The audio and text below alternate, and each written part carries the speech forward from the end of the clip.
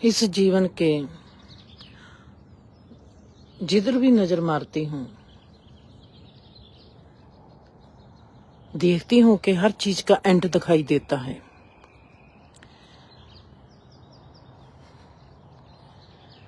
पत्ते को उठाती हूँ तो पत्ते का एंड दिखाई देता है, उसका आकार जहां पर खत्म हो जाता है कि हम सोचते हैं कि जहां पर एंड हो गया। किसी भी चीज को उठाऊं, ऐसे ही आज रिश्ते को उठाती हूँ। हमको लगता है कि हमारे रिश्ते का एंड हो गया, हमारी फैमिली का एंड हो गया, हमारा इतना ही परिवार है। वाकया ही हम जितना सोचते हैं हमारा परिवार उतना होता है।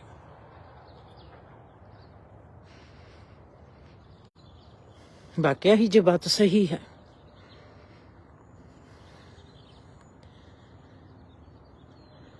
जब तक मुझको पत्ते को देखना नहीं आता, मुझको परिवार को भी देखना नहीं आएगा। जब तक मुझको परिवार को देखना नहीं आता, मुझको एक पत्ते को भी देखना नहीं आएगा, क्योंकि किसी भी चीज का अंत नहीं है। ना ही परिवार का अंत है, ना ही इस सृष्टि में किसी भी चीज का अंत है। पत्ता बनता कैसे है? हम कहेंगे कि ये रुख से अंकुर होता है। अंकुर कैसे होता है? रुख कैसे बनता है? पत्तों से बनता है।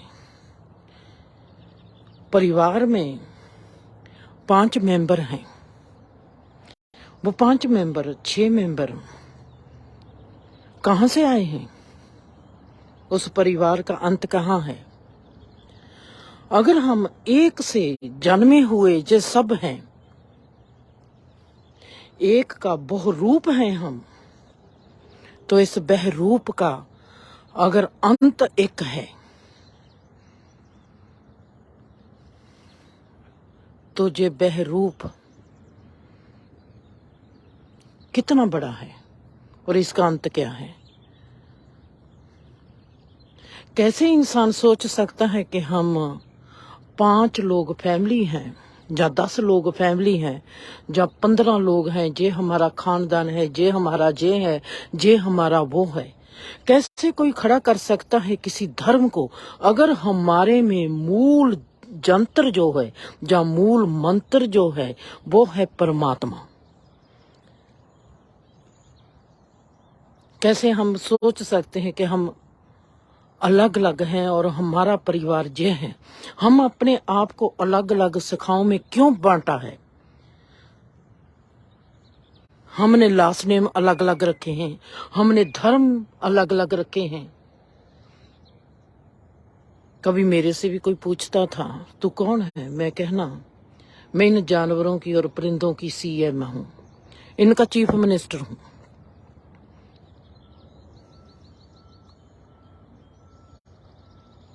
क्यों नहीं?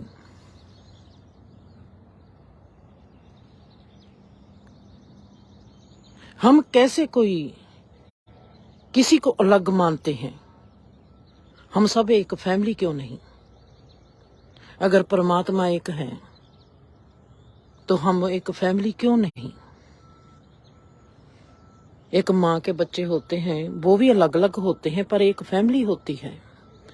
व्यवहार करते हैं एक फैमिली जैसा। ये बात मैं मानती हूँ कि हमारा किसी के साथ ज्यादा प्यार होता है, किसी के पास साथ कम प्यार होता है।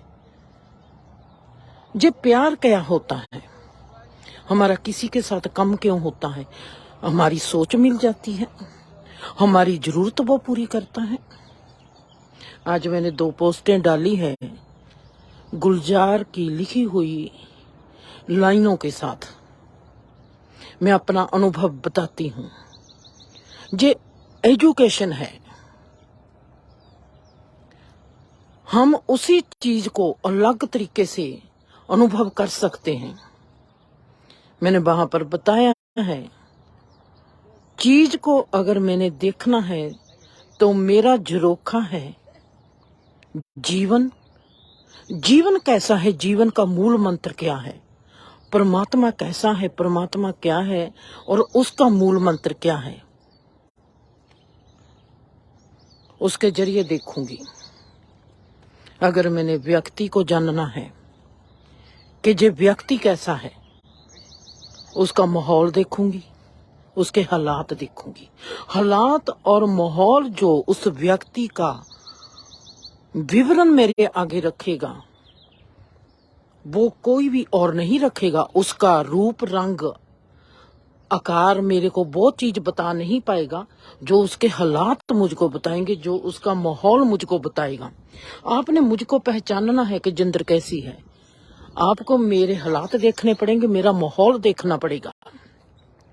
मैं कैसे माहौल में रहती हूँ और मैं कैसे हालातों में घिरी हुई हूँ। मेरे अगर हालात आज सुख भरे हैं, खुशी से भरे हैं, मैं उन बातों पर भरोसा नहीं करती कि अगर हम कहेंगे कि हालात तो बदलते रहते हैं। कौन सी चीज है जो फिर नहीं बदलती? मेरा सिर में दर्द है पर मैं तो नहीं बदलती, मेरे सिर में दर्द है, मेरे सिर में दर्द नहीं है, पर मैं तो वो ही हूं। मैं दुख को कैसे लेती हूं, मैं हालात को कैसे लेती हूं, मैं अपने माहौल को कैसे लेती हूं, वो आपको बताएगा कि मैं कैसी हूं। मैं वैसा कैसे ले सकती हूं? मैं अपने माहौल के जरिए आपकी समझ बन सकती हूं। देखेंगे कि मैं अपने इस माहौल में कैसे जी रही हूं। माहौल एक प्लेटफॉर्म बन जाता है, हालात एक प्लेटफॉर्म बन जाते हैं इंसान को देखने के लिए, इंसान की शख्सियत को पहचानने के लिए। हम वैसे नहीं पहचान पाएंगे किसी को भी। हर इंसान बड़ी बड़ी बातें करता है, हर इंसान अपने आप में लीडर है। ये बहुत बात सच्ची है कि हर इंसान अपने आप में लीडर है। हर इंसान की अपने आप में महिमा है। हमारी लीडरशिप हमारे तक कायम रही। हमारी लीडरशिप हमारे तक कायम कैसे रहेगी? किसी के साथ जबरदस्ती हम कब करते हैं? हम रिश्तों के साथ जबरदस्ती करते हैं। हर चीज में हमारी जबरदस्ती है।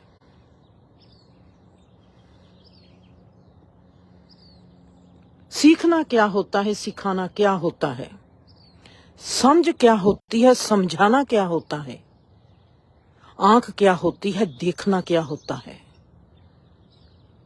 सुनना क्या होता है, और सुनाई जो देता है वो कैसा होता है।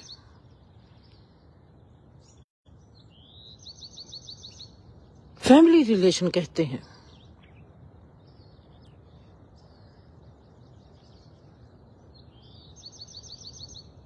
फैमिली एक रिलेशनशिप है। हम फैमिली से सीखते हैं।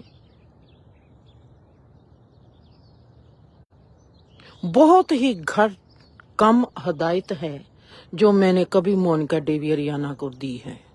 रवि को मैंने काफी दी है, पर मोनिका डेवियरियाना को एक जो सबसे पहले दी थी, दर्शन को भी। जिंदगी में सदा कामयाब हो जाओगे अगर जो तुम्हारे साथ 5 और मेंबर रहते हैं उनको हजम करना आपको आ जाए। आप किस हालात में खड़े हो, किन लोगों में घिरे हुए हो। मोनिका के तरफ चारों तरफ कौन है? जिंदर है, दर्शन है, अरियाना है, डेवी है, जिनके साथ वो घिरी रहती है। उसके बाद आते हैं उसके मित्र, उसकी सखी, उसकी सहेली, उसके दोस्त।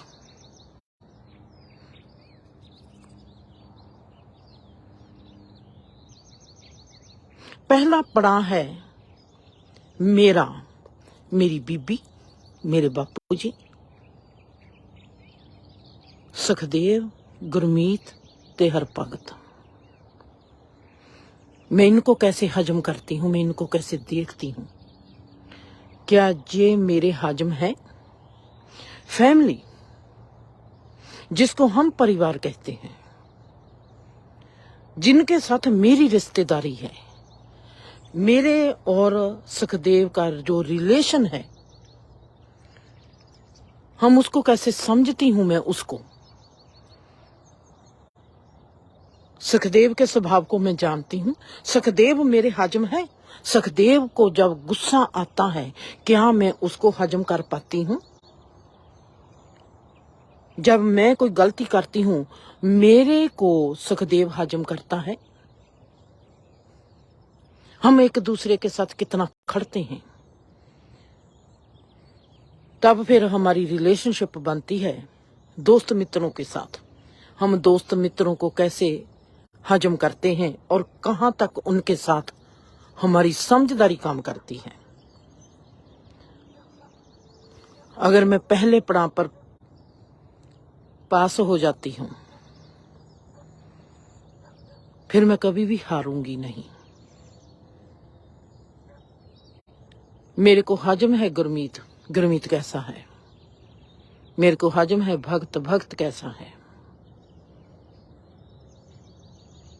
फिर मैंने देखना है, अगर मैं इन चारों को हजम करती हूं, पांचों को, बीबी, बापूजी और 3 भाई को हजम करती हूं, मेरा हाजमा कैसा दुरुस्त है। मेरे लिए जिस पांचों के पांचे समझ बन गए, मैंने समझना शुरू कर दिया। मुझको जो समझ कोई गुरुकुल नहीं समझा सकती,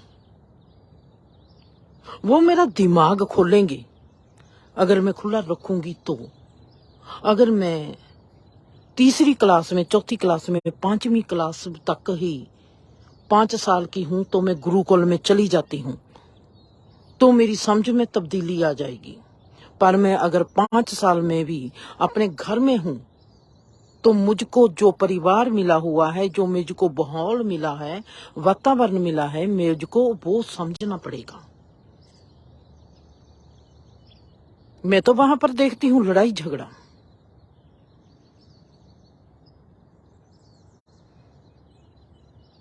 मैंने ये क्यों नहीं देखा कि ये लड़ाई झगड़ा क्यों होता है,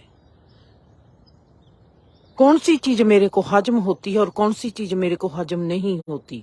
हमारी फैमिली हमारा गुरुकुल बन जाता है। अगर मैंने हजम कर लिया, मुझको किसी और गुरुकुल में जाने की जरूरत नहीं है। वो ही समझ मेरी दोस्त मित्रों में जाएगी। बहुत गहरे सच के साथ, बहुत गहरी सच्चाई के साथ मेरा इन पांचों के साथ ही जिंदगी का बहुत बड़ा हिस्सा मेरे आगे आ जाएगा। हमने रिश्तों को सदा सहूलत माना है, जरूरत माना है। हमने रिश्तों को कभी जिंदगी का सबक नहीं माना, जिंदगी का जीना नहीं माना, जिंदगी का धर्म नहीं माना। हमने सहूलत और जरूरत माना है। ऐसी ही आपको आज गुलजार की मैंने लिखी हुई एक स्टेटमेंट भेजी है। इज्जत और जरूरत, जरूरत होती है तो कहते हैं इज्जत होती है।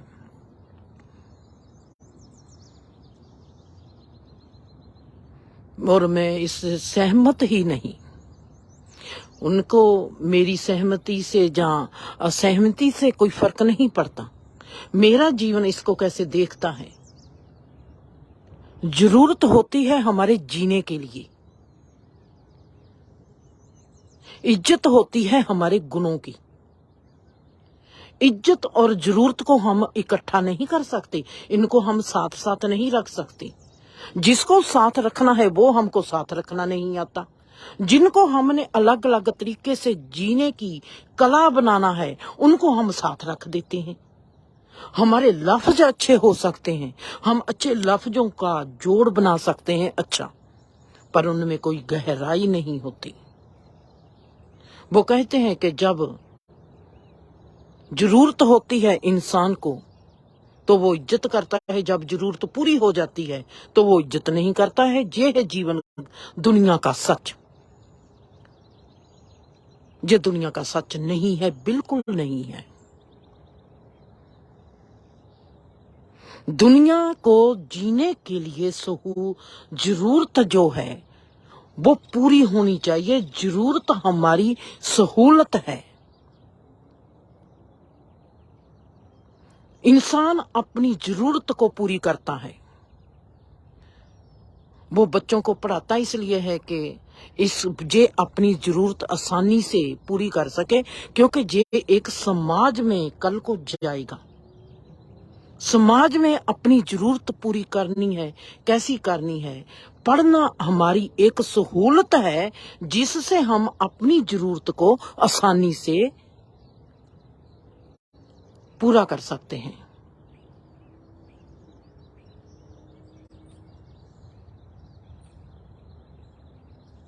कोई इज्जत हमारी करे चाहे ना करे, अगर हम अच्छे से अपने गुणों को बरतेंगे तो हमारी इज्जत होगी। अगर हम अपनी जरूरत को अच्छे से बरतेंगे, एक गुण के साथ बरतेंगे, तो हमारी इज्जत होगी। जो हम सीखते हैं अपने घर से। बड़े बड़े अल्फाज ना तो हमारी जरूरत पूरी करते हैं, ना ही हमारी बड़े बड़े अल्फाज, बड़ी बड़ी पदवी, बड़ी बड़ी कुर्सी हमारी इज्जत कायम रख सकती है। इज्जत होती है सदा गुणों की। आप किस गुणों के मालिक हो, आप जीवन में कैसे चलते हो, आपका करैक्टर क्या है, आपका एटीट्यूड क्या है, सबसे ज्यादा आप कैसा बिहेवियर करते हो, उससे आपकी इज्जत है। आपका करैक्टर आपकी इज्जत बनाता है। आपकी जरूरत आपकी इज्जत कभी नहीं बनाती। कभी भी आप किसी भी फेमस इंसान को देखते हो, प्रसिद्ध है, आपको पता है एक जिंदगी का राज है, जितना गहरा इंसान होगा उसको प्रसिद्धि उसके मरने के बाद मिलेगी, क्योंकि उसकी गहराई की समझ आम इंसान को आएगी नहीं। पर जितना भी कोई हमारे तल पर होगा, जिसकी हमको समझ आ जाएगी, वो उतना गहरा नहीं होता। बड़े बड़े अल्फाजों से कोई काव्य रास की रचना नहीं कर सकता। बड़े बड़े अल्फाज हमको सुंदर लग सकते हैं, जैसे हम कहते हैं कि अच्छे कपड़े पाने से कोई इंसान अच्छा नहीं हो जाता। अच्छे होने के लिए अच्छे गुणों की जरूरत होती है। अच्छा लिखने के लिए, काव्य रास की रचना रचने के लिए बहुत गहरे अनुभव की जरूरत होती है। जैसे हम जीवन में पैसे के साथ खेलते हैं, ऐसे इंसान शब्दों के साथ खेल सकता है,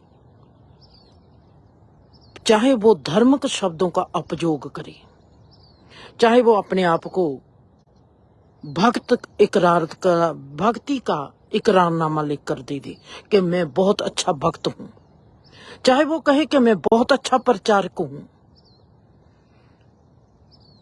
हमने किसी इंसान की पहचान करनी है, हम कैसे करेंगे? अच्छे अल्फाज बोलते हैं कोई अगर, हम उनके दोस्त नहीं बन पाते सब उम्र।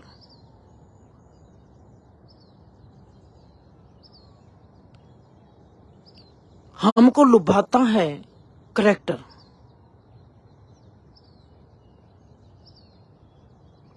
इंसान का करैक्टर कैसा है? किसी की सूरत हमको बहुता चिर नहीं भाती अगर उसका करैक्टर अच्छा नहीं। किसी के कपड़े हमको बहुता चिर लुभाते नहीं अगर उसका करैक्टर अच्छा नहीं। करैक्टर के लिए सबसे ज्यादा जरूरी होता है, किरदार के लिए सबसे ज्यादा जरूरी है हमारा बिहेवियर, हमारा एटीट्यूड, हमारा डिसिप्लिन, हमारे रूल्स,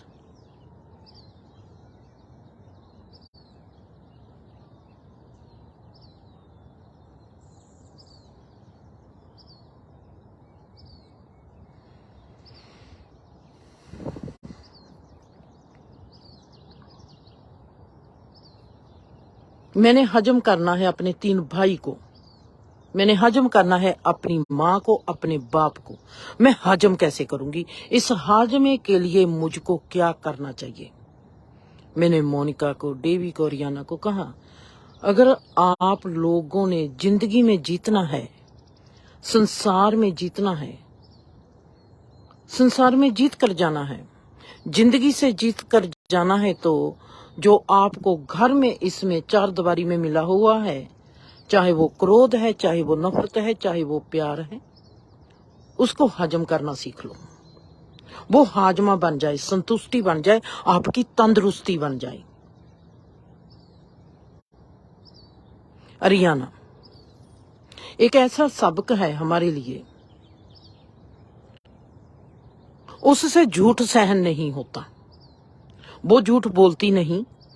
अगर मैं उससे कोई बात छुपाकर उससे बात करूंगी, वो बर्दाश्त नहीं करती। वो कहती है मेरे से सीधी बात करो। जैसा भी कोई इंसान उसको लगता है वो ऐसा कह देती है, तुम्हारी ये बात अच्छी नहीं, मुझको ये बात अच्छी नहीं लगती। मैं रियाना को पास बैठाती हूँ, उसकी ये 2 है बातें। हम कहेंगे कि ये तो बहुत अच्छी बातें हैं। वो कहती है मेरे साथ झूठ मत बोलो, साफ बात करो। मैं आप लोगों के साथ झूठ नहीं बोलती, और आप भी मेरे साथ झूठ मत बोलो। बहुत अच्छी बात है।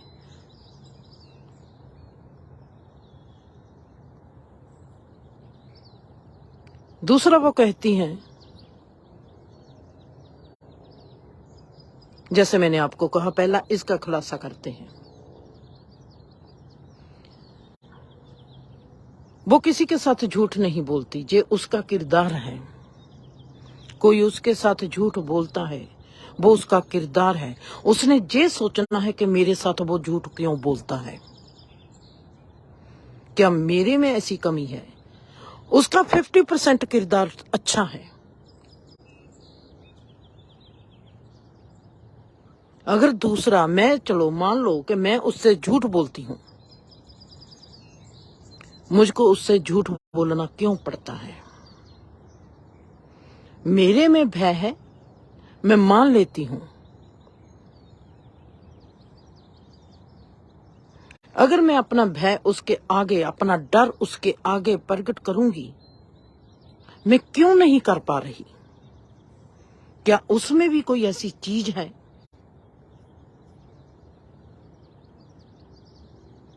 रूल अपने लिए होने, अपनी तरफ से रूल होना और बात है, दूसरे को, उस रूल को लागू करने के लिए अपने आप में निमानापन हो जाना उससे भी ज्यादा जरूरी है।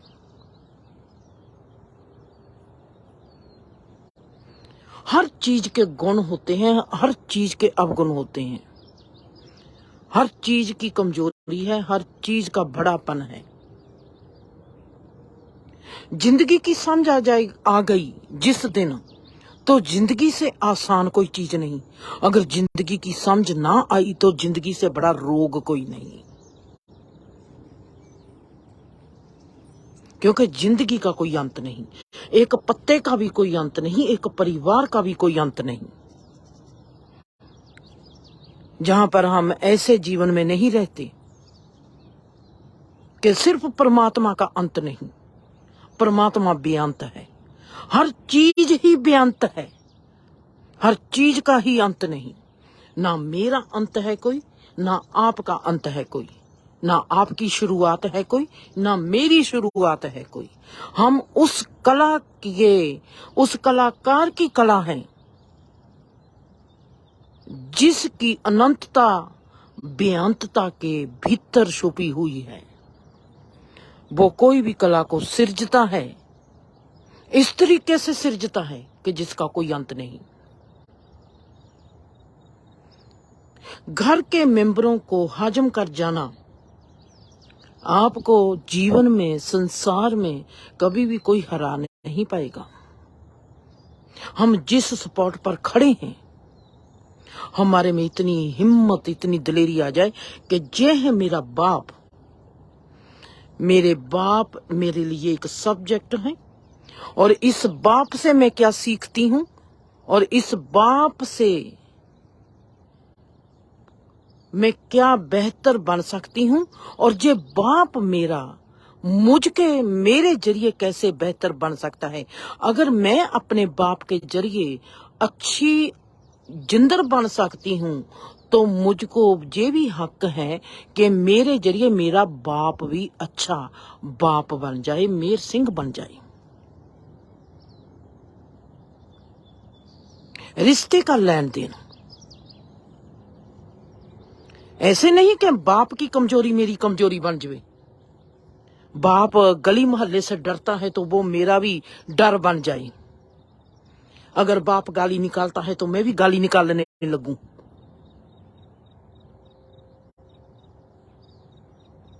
मैंने सीखना है, मैंने हजम करना है बाप को। हजम ऐसे नहीं कि ओ बाप जैसा है कि बस जैसा रहे, जैसा है वैसा रहे और मेरे को हजम है। नहीं, ये हाजमा नहीं है। हाजमा है कि बाप को भी मेरा फायदा होना चाहिए और मुझको भी बाप का फायदा होना चाहिए। मैंने खाना खाया है, मेरा खाना खादा होया मेरे मांस मज्जा के लिए सही खून, सही तंदुरुस्ती बन जाए।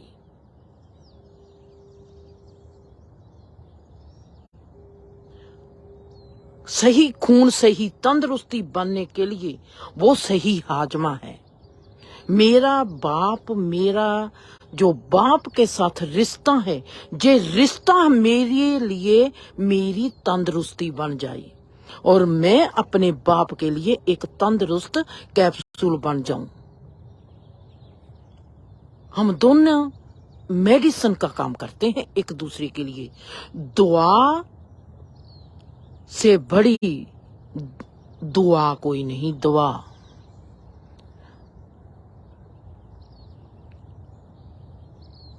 ये सबसे बड़ा हाजमा है जब रिश्ते एक दूसरे के लिए दुआ बनते हैं।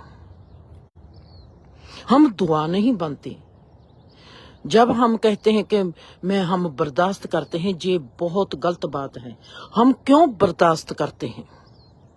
हम जरूरत के लिए, अपने फायदे के लिए, अपनी सहूलत के लिए किसी को बर्दाश्त कर सकते हैं। बर्दाश्त करना अच्छी बात नहीं है, सब्र करना अच्छी बात है। ये बात होती है।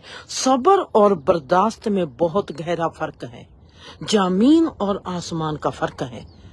बर्दाश्त करते हैं हम अपनी जरूरत, अपनी सहूलत के लिए। सब्र आता है जीवन की समझ से।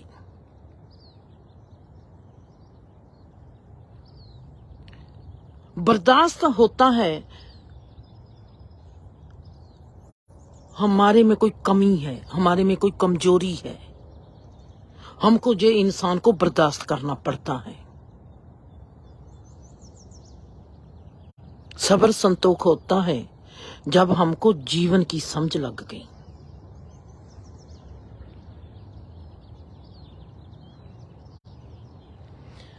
जिंदगी में बड़े बड़े अल्फाज जरूरी नहीं गहरे होते हैं। मामूली सा पत्ता भी उठाओगे, अगर आप सीखने वाले हो तो वो आपकी धार्मिक रचना बन जाएगा। परिवार एक कुदरती हमारे लिए गुरुकुल है, जो हमको हमारे कर्मों के हिसाब से मिली है, जो सही है। हम उस जगह पर खड़े हैं जहां पर हमारे कर्म हमको लेकर आए हैं। मेरी माँ मेरा एक कर्म है, मेरा बाप मेरा दूसरा कर्म है, मेरे तीनों भाई मेरे तीसरा, चौथा और पांचवा कर्म है। गहाँ फिर आगे मेरे को मिलते हैं, दर्शन मेरा छठवां कर्म है। मैंने अपने परिवार से क्या सीखा? मैंने अपनी माँ से, अपने बाप से, अपने तीनों भाइयों से क्या सीखा? वो एक परिवार में रहकर मैं क्या सीखती हूँ? जब मैं परिवार बनाती हूँ, क्या मेरा परिवार से सीखा हुआ कर्म मैं अपने उस परिवार में पा सकती हूँ या नहीं पा सकती? उससे बेहतर परिवार बनाती हूँ या नहीं बना पाती? जैसे परिवार में मैं आई हूँ, जिस परिवार में मैंने अपने आप को बड़ा किया है, वैसा ही परिवार आज मेरा है। मैं लड़ाई झगड़े से उठकर आई थी और आज मेरे घर में भी लड़ाई झगड़ा है। मेरी माँ कैसे बर्ताव करती थी, मेरी माँ कैसे बिहेवियर करती थी, क्या आज मेरा बिहेवियर भी वैसा है? मेरी माँ मारती थी, तब मैंने क्या सीखा? मेरा बाप डरता था, तब मैंने क्या सीखा? मेरा भाई क्रोध में होता था, तब मैंने क्या सीखा? मेरा भाई दूसरे लोगों के पीछे लग जाता था, तब मैंने क्या सीखा? मेरा भाई मेरे लिए किसी दूसरे के साथ झगड़ा करता था, तब मैंने क्या सीखा? जो मैंने अपने परिवार से सीखा वो सही था या गलत था? आज मेरा परिवार बना है, मेरे अपने बचपन के परिवार से बेहतर बना है या कमजोर बना है? मेरी तरक्की मुझको कहाँ दिखाई देगी? मेरा जो फैमिली रिलेशन है, परिवार का संबंध है मेरा, जो मेरे माँ बाप, दादा दादी, नाना नानी के साथ था, मेरा संबंध जो मेरे धर्म के साथ था, मेरा संबंध जो समाज के साथ था, वो बेहतर कैसे बनेगा? क्या वो बेहतर बना या नहीं बना? अगर बेहतर नहीं बना, इसका मतलब है कि मैंने अपने परिवार से, अपने माँ बाप से, अपने बहन भाई से कभी कुछ सीखा नहीं। मैंने इस दिखते संसार से कभी कुछ सीखा नहीं। मैं कभी बना ना पाई।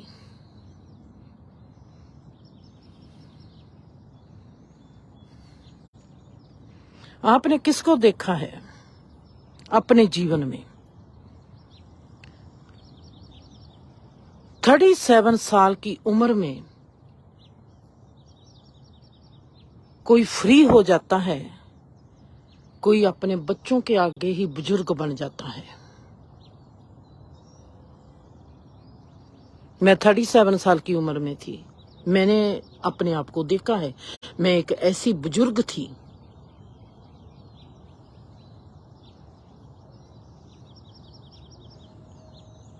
मोनिका 17 साल की,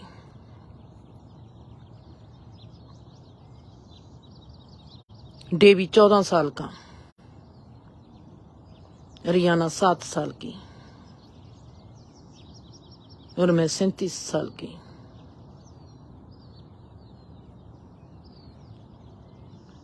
और मैं बुजुर्ग बन के बैठी थी और वो घर को संभाल रहे थे।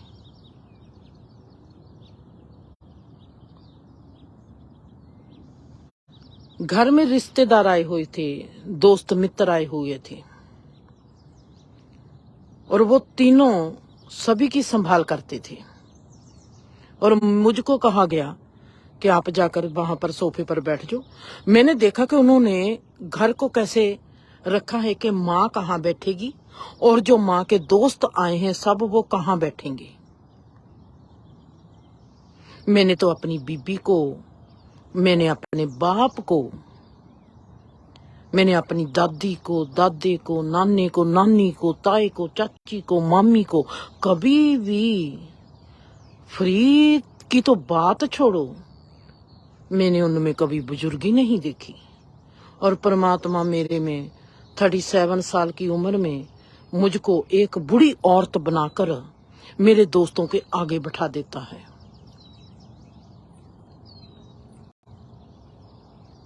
अजीब सी बात हुई। मुझको एहसास मिलता है एक चीज का,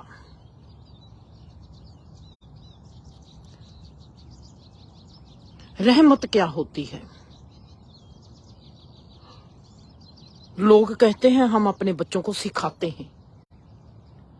मैं वहां पर देखने लग पड़ी, बैठी हूं, मेरे आले दाले मेरे दोस्त बैठे हैं और उन्होंने कुर्सी मेरी कैसे रखी और मुझको कहा, सभी बैठे हैं मेरे दोस्त और मैं किचन में चाय बनाने जाती हूं और मुझको पकड़कर वापस ले आई।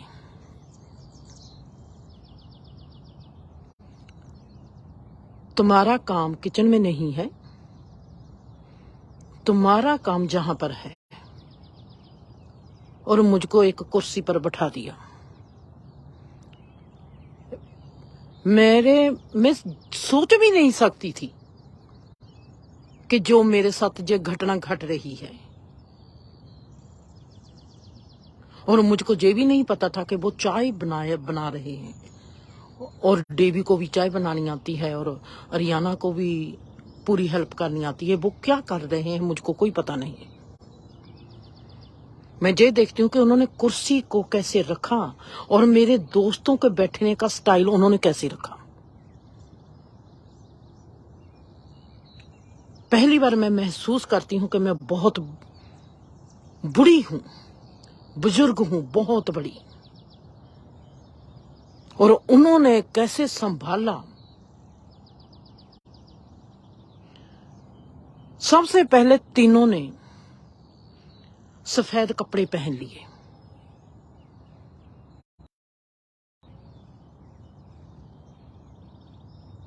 ये क्या हुआ मुझको कुछ पता नहीं, अपने आप, और मुझको बुजुर्ग बनाकर वहां पर बैठा दिया। क्या बनाना है क्या नहीं बनाना सब अरेंज उनका।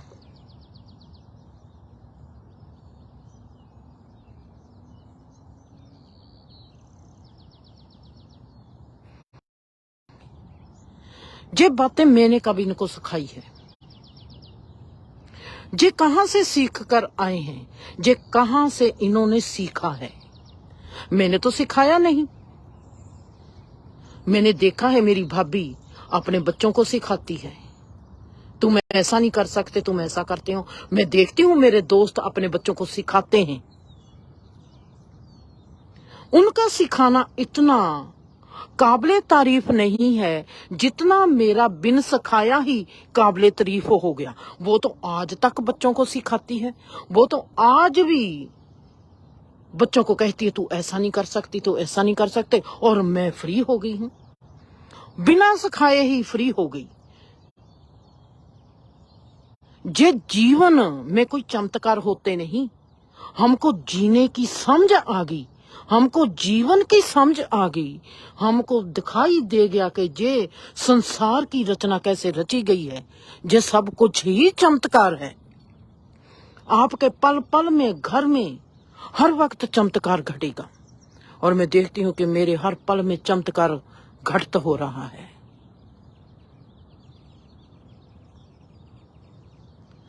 ऐसे कैसे हो सकता है।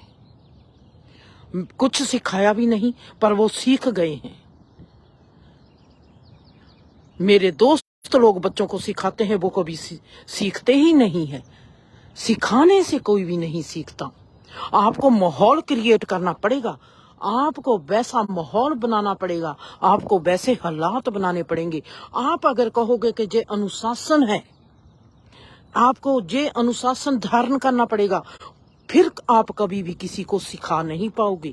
आपका घर ही एक अनुशासन बन गया। अगर आपको किसी को सिखाना नहीं पड़ेगा, सब कुछ अपने आप ही वैसा क्रिएट होने लगेगा। वहां पर मेरे में सवाल आता है, बैठे बैठे मैंने तो छोटा सा घर को ऐसे क्रिएट किया है, तो ये सब होने लगा। इसका मतलब है कि ये परमात्मा उसने इसको एक कानून के अधीन, एक लॉ के अधीन, एक अनुशासन के अधीन बनाया है। साइंस कहती है कि जो रुतें आती हैं, 4 मौसम आते हैं।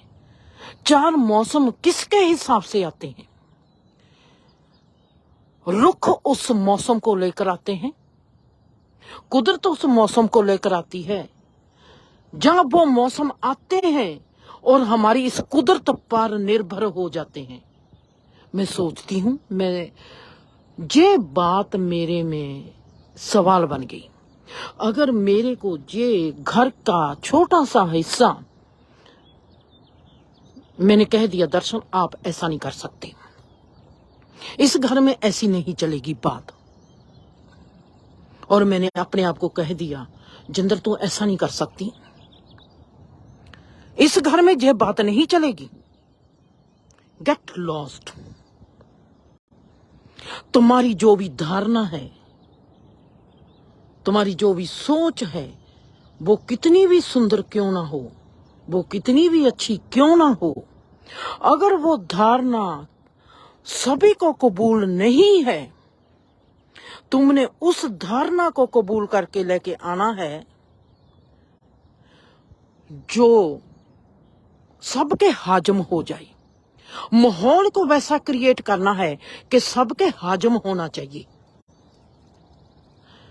पहले तो जो हम रहते हैं वो एक दूसरे को हाजम कैसे करेंगे? अगर वो नहीं हाजम करेंगे, मैंने अपनी मां से, मैंने अपने बाप से, मैंने अपने तीनों भाइयों से क्या सीखा है? ये 5 है मेरे सबक हजम करना। फिर मैंने अपने दोस्त मित्रों से क्या सीखा है?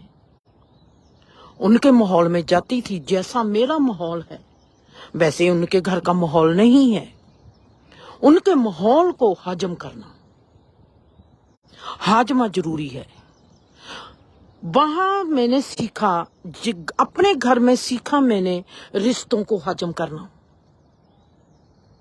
वो हजम कैसे करना है? रिश्तों को रिश्ते के कानून के हिसाब से जीना।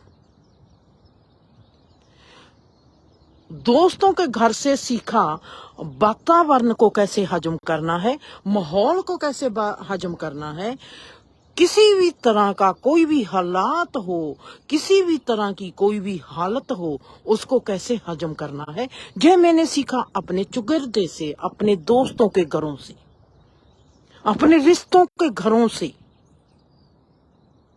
बीबी, बापूजी, सखदेव, गुरमीत और भगत, ये है मेरे को सिखाते रिश्तों को हजम करना।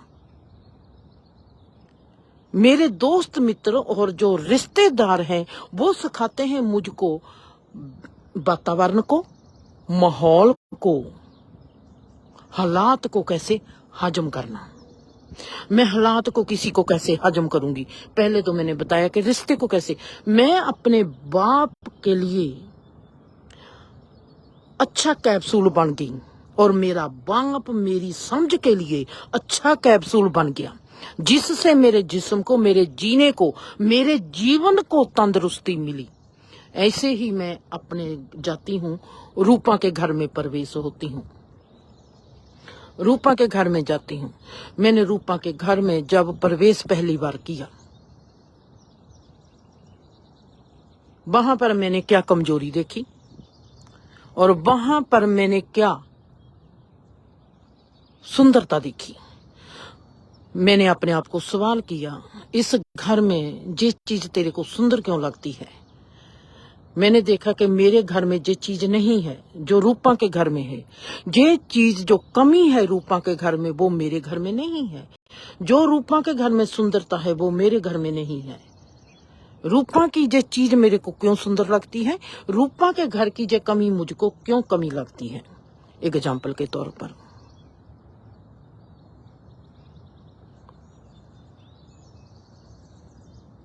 मैंने देखना है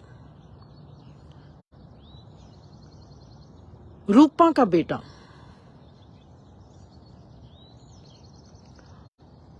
उसके दोस्त अगर गलत हैं, रूपा कहती है कि इसकी संगत गलत है। वो गलत संगत क्यों है? मैं मान नहीं सकती कि कोई बाहर की संगत गलत आकर रूपा की संगत, रूपा के बेटे को गलत संगत देगी। रूपा के घर में ही गलत संगत है, इसलिए उसने बाहर कोई गलत संगत को चूज किया है।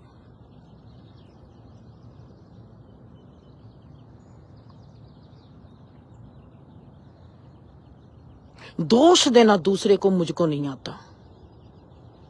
दोष है घर के लोग, दोषी है हम, दोषी है हमारा माहौल, दोषी है हमारी सोच, दोषी है हमारी भावना, दोषी है हम कैसे किसी को देखते हैं।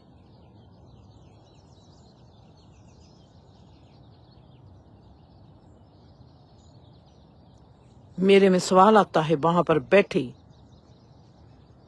37 साल की उम्र, और मैं बुजुर्ग भी बन गई और मैं फ्री भी हो गई।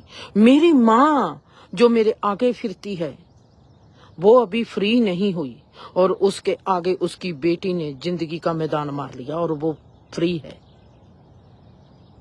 बीबी को दिखाती हूँ, बीबी पर बैठाकर उसको कहती हूँ।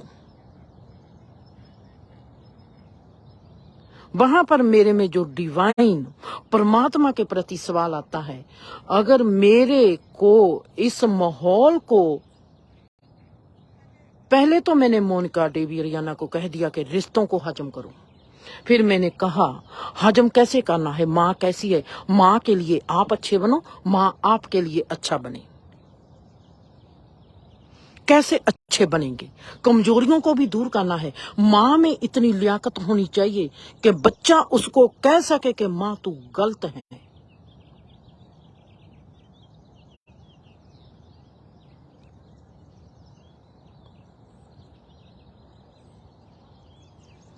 और गलत का साथ कभी ना दे, चाहे वो माँ और बाप ही क्यों ना हो, गलत का साथ नहीं देना।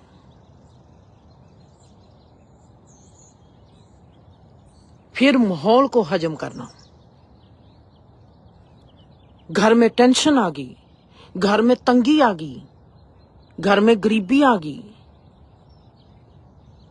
घर में बुरा वक्त आ गया, कोई बीमार हो गया, घर में कोई ऐसा इंसान आकर रहने लगा जो हमको पसंद नहीं, उनको चैलेंज में लेना, चुनौती बना लेना, और अपने आप में हुंदड़हेल बन के अपने आप को उन हालातों से निकाल के, हालातों को हरा के जीत जाना। सिखाने का तरीका, हम सिखा नहीं पाते किसी को। अगर हम सिखाने को कहेंगे कि मैंने आपको ये चीज सिखानी है, हम सिखा नहीं पाएंगे। आज संसार में आपको कोई भी समझदार इंसान नहीं मिलेगा, आपको पढ़े लिखे लोग बहुत मिल जाएंगे।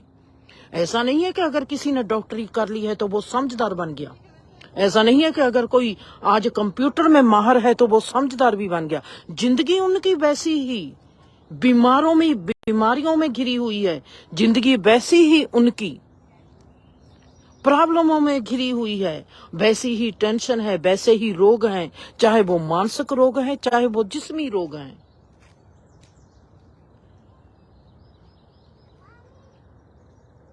आपको बड़ी बड़ी डिग्रियों वाले लोग मिल जाएंगे, पर आपको कोई सियाना इंसान नहीं मिलेगा। समझ आती है जिंदगी से। अगर आप किसी को कहेंगे कि मैंने आपको जो सिखाना है, कोई भी नहीं सीखेगा। आपको माहौल क्रिएट करना पड़ेगा अगर आप अपने बच्चों को समझदार बनाना चाहते हैं। आपने किसी को कह दिया कि आपने सिखाना है, वो कभी नहीं सीखेंगे। आपने कुछ भी नहीं कहना, आपने उनको माहौल वैसा दे दिया, वो सब कुछ सीख जाएंगे। वहां पर बैठी मैंने ये बात सोची। मेरे दोस्त मित्र कहते हैं वाह क्या कमाल है, इतना सुंदर माहौल, कोई भी आता था रोकर जाता था। आज भी कोई आएगा, उनकी आंखों में आंसू आएंगे ही आएंगे। घर के भीतर जब बढ़ते ही पहला मेन दरवाजा खुलेगा, भीतर आ गए, उनकी आंखों में आंसू आने ही आने हैं, आज भी आते हैं। आज भी मैं घर के मेन गेट से जब घर के भीतर जाती हूं, मेरी जुबान से यही निकलेगा, वाह, थैंक्स गॉड। क्या है वहां पर, क्या है ऐसा? अगर जहां पर ऐसा है, परमात्मा ने जिसने जे क्रिएट किया है जिस जहान, उसका कैसा निजम होगा जो हमको लगता है ये तो नरक है, ये तो दुख का घर है, संसार का जो सच रूप है, जैसे गुलजार ने कह दिया। जरूरत होती है तो इज्जत होती है, जब जरूरत पूरी हो जाती है तो इज्जत खत्म हो जाती है। ये बिल्कुल ही स्टेटमेंट उनकी गलत है।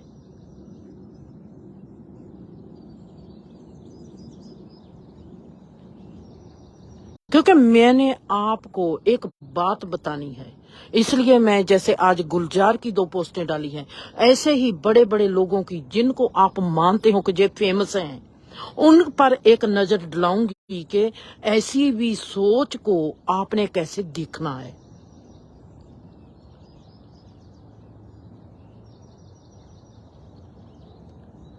जैसे कृष्णा कह गए, जैसे बाबा नानक कह गए, उनकी समझ वैसे हमको आएगी नहीं, क्योंकि वो हमारे अनुभव नहीं है।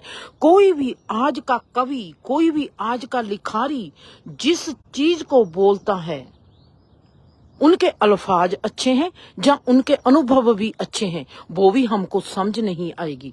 मैं अपने दृष्टिकोण से आपके आगे अपना अनुभव रखूंगी ताकि आपको समझ लगे कि ये वाकया ही आप में वो चीज जाग जाए कि वाकया ही जीवन वो नहीं है जैसा हम सोचते हैं।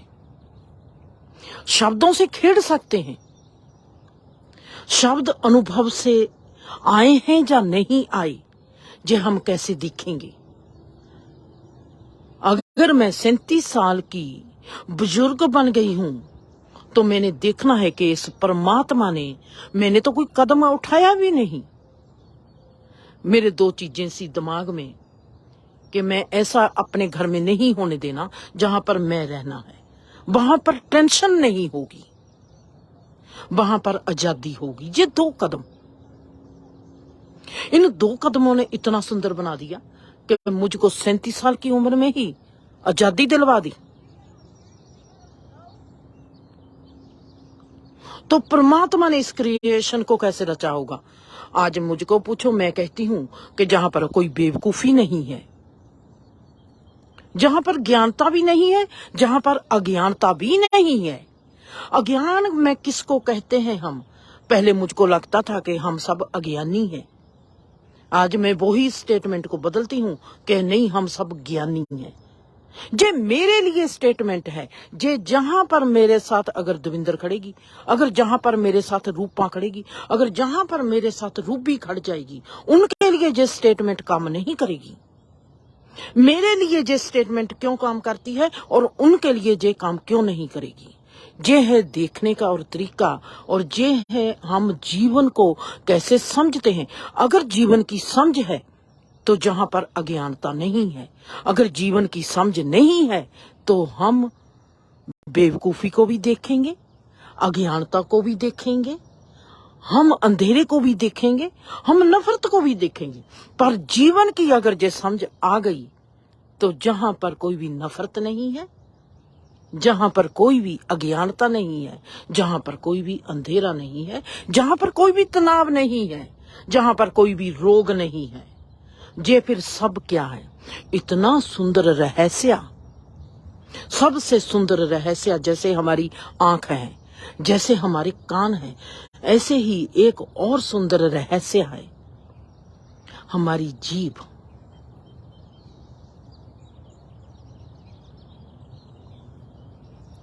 हमारी जुबान बोलती कैसे है? आपको पता है कि जुबान बोलती कैसे है?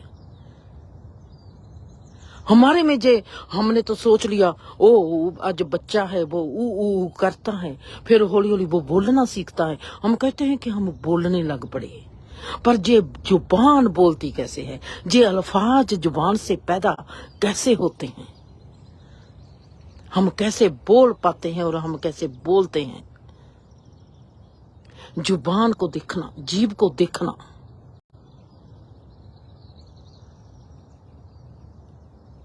एक चीज से परमात्मा ने कितने कितने काम निकाले हुए हैं। जीभ पर रस भी आता है। जीभ के कितने हिस्से हैं। हमको मिर्ची भी लगती है, हमको खट्टा भी लगता है, हमको मीठा भी लगता है। वैसे ही हमारी जीभ से हम कड़वे बोल भी बोलते हैं, मीठे बोल भी बोलते हैं, खटमीठे बोल भी बोलते हैं, रोमांटिक बोल भी बोलते हैं। इस जीभ से लाखों शब्द पैदा होते हैं। जीभ को कभी अपनी ही इस तरीके से बुल लगाकर देखना, जीभ से साथ जीभ लगाकर देखना। आपने कभी अपनी जीभ को बहुत गहरे से सेंसिटिव नहीं देखा होगा। जीभ इतनी सेंसिटिव है, आपको जीभ झेली नहीं जाएगी, आप बर्दाश्त सहार नहीं पाओगे अपनी जीभ को।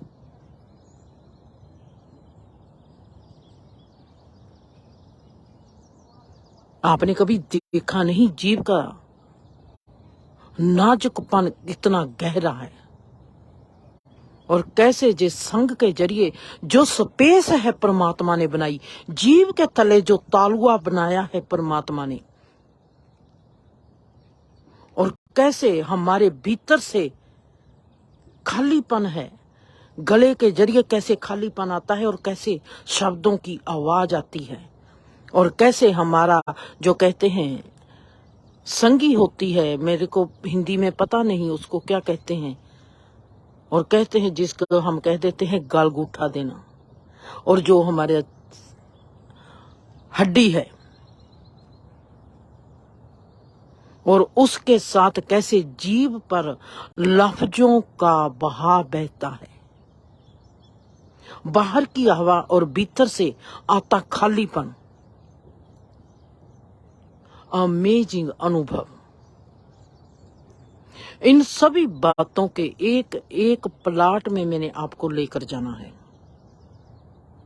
और इससे पहले मैं जाऊं और आपको ये कहना चाहती हूं, मार्च 9 को हमने बहुत ही सुंदर जहां पर इवेंट रखना है मेडिटेशन का,